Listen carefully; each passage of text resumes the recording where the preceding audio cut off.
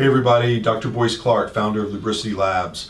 Hope you guys are doing well today. We want to talk about some science of hair.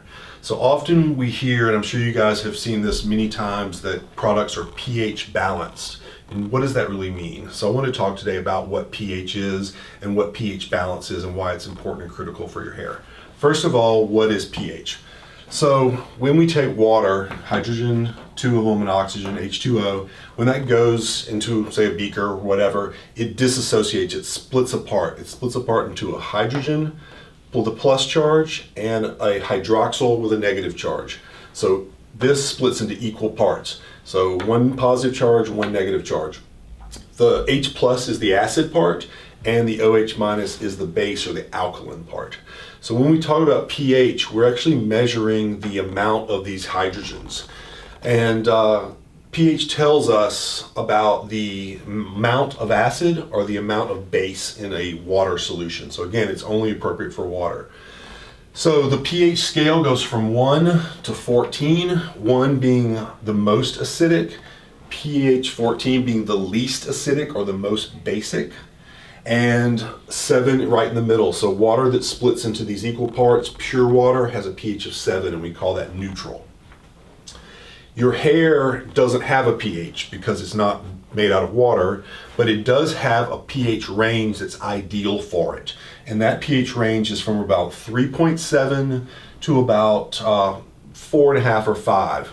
And the reason that there's a range is virgin hair, hair that's really close to the scalp, that's just growing out, that's got that beautiful cuticle on the outside that's really strong, that one's going to have a lower pH because it's being protected, it's hydrophobic, it's repelling water, and we want to use products that are within that range. As your hair ages or as it grows out and we start damaging it with oxygen in the air, UV radiation from the sun, styling products, heat, things like that, that damages the hair, and that causes the pH of that part of the hair to rise. So let's do, I'm not an artist, but the side of the head and a hair that's coming off.